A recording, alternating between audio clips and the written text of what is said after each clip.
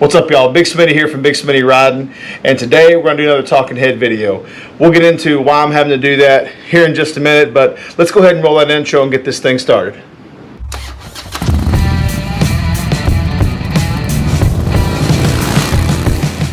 Alright, y'all, so as you can see, we're doing another talking head video. Wanted to do a riding video, didn't have the opportunity to. We're about a little over a week out from when Laura was going to hit us. We were very fortunate. In the video you saw previously, I believe I said Laura was going to hit 40 to 60 miles from us. Laura actually hit close to 80, 90 miles away. So where I live, we really didn't feel any effects from Laura whatsoever.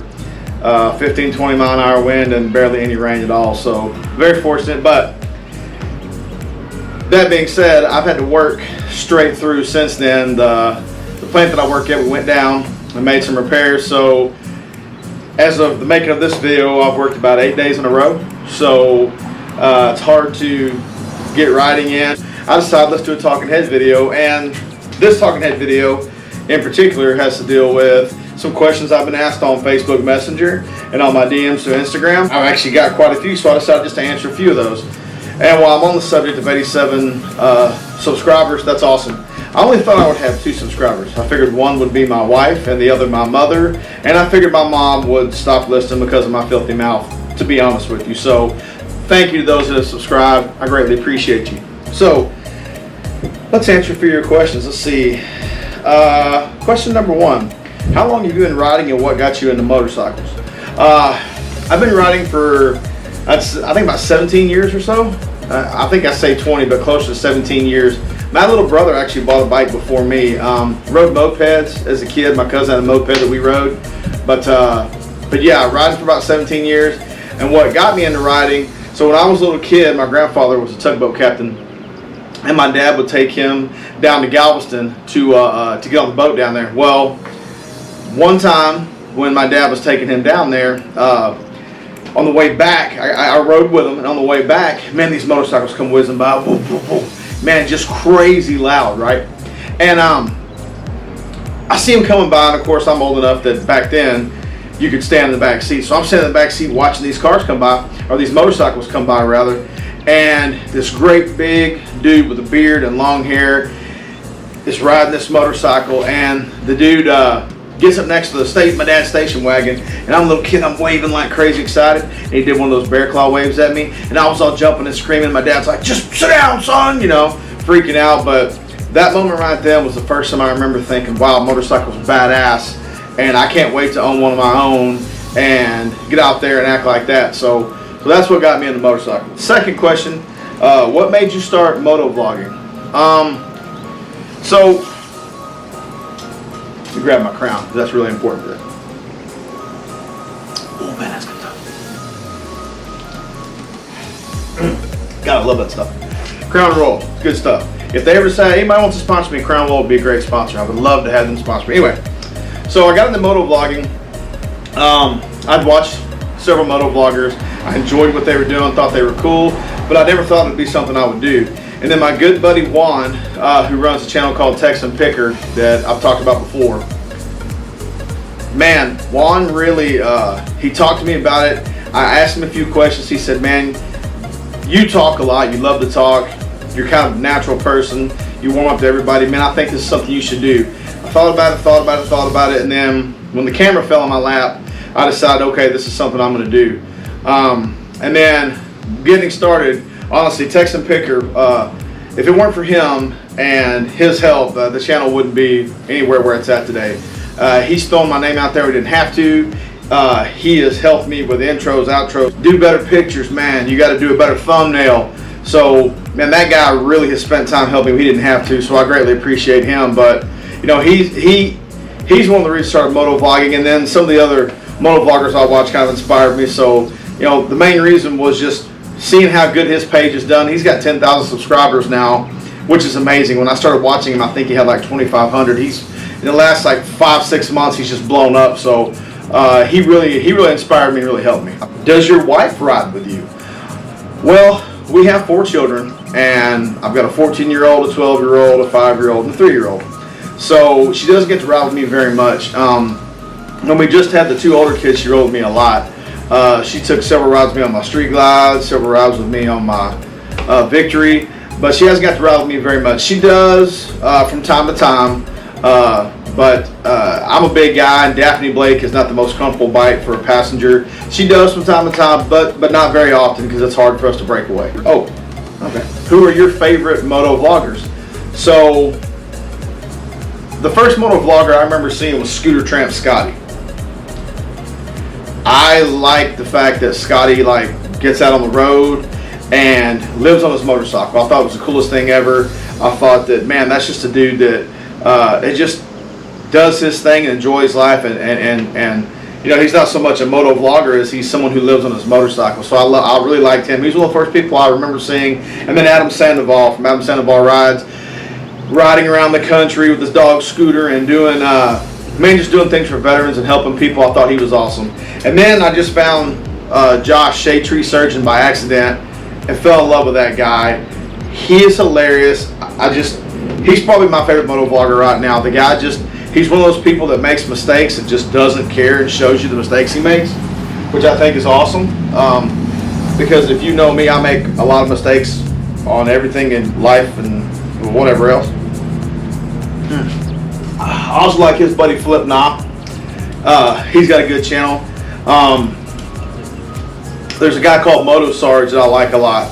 Motosarge has a really good channel. Traveling Tall has a good channel, like Tall.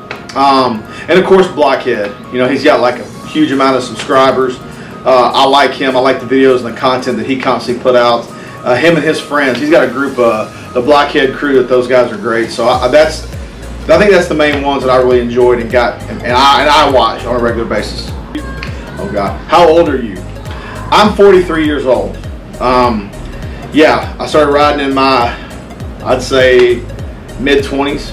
I've ridden as a kid, like I said, but yeah, I'm 43 years old, born in 1977. I'm getting older by the day. Oh, where do you work and why don't you ride to work? So I work for a major chemical company. I'm not gonna say the name. Really good job. I really like the people that I work with, except you, Brian Warren, when you see this. No, I'm just kidding, Brian. I really like the people I work with. I like the job that I do. I'm very blessed to make what I make. I'm very fortunate to live where I live and have the industry that we have. I don't ride to work very much because it's kind of a boring ride. It's straight highway, which I don't really ever like to do. I like back roads. I only take highways when I have to. And the other thing is, with it being August and early September, it's hot as Satan's butthole. And riding your motorcycle when you're working days at 4:30 in the afternoon going home, the seat is 9,000 fucking degrees. It's not fun. So eventually I'm going to wind up having to ride to work right now because I'm on this shutdown and have footage of that, and that's just the way it's going to have to be in order for me to get some riding footage, I think. But that's why I don't ride to work. It's not a very pretty ride to film, and I mean, you guys listen to me talk enough as it is. Watching me do a boring ass ride and talking is not something I think you're going to enjoy. Why do you do the pistols and the tongue click thing at the end of your videos? So my little thing that I do. That's funny. Oddly enough, you would think that question would have been sent to me by my neighbor, who has made fun of me for doing that and told me, man, that looks kind of stupid, you know. So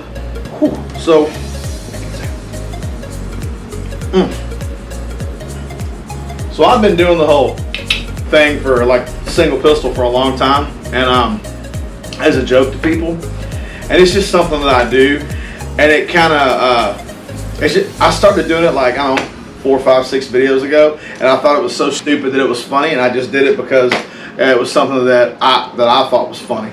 Okay, and the last question is, of all the motorcycles you've owned, what's your favorite motorcycle? Wow, that's painting me into a corner. Man, I have liked every bike that I've ever owned a lot at one point in time. I only got rid of one bike because of some motor issues that I probably could have fixed, and that was my Street Glide. If I have to go with my top 3 favorites, man, it would probably have to be my first one. It's going to have to be my Yamaha 1100, the V-Star 1100. man, because I just did a lot of things to that bike that made it personal for me, and I really worked on a lot on my own, and I really enjoyed that bike. It was a fun bike. The second one, man, I have a lot of good memories on my my Harley Davidson Street Glide. That was a fun bike. It was white. I got that bike because it was different. I try to buy bikes that are different. My buddies all give me hell for not riding a Harley, but I don't ride a black Harley because there's 50 freaking million black Harleys out there. Who gives a shit about a black Harley? I'm sorry. Not that Harley's not a great bike, but gosh damn, how many fucking Harleys do you need to see a black Harley? So my white Street Glide, I loved it because it stood out and everybody knew it was mine. And number 3 would have to be Daphne Blake.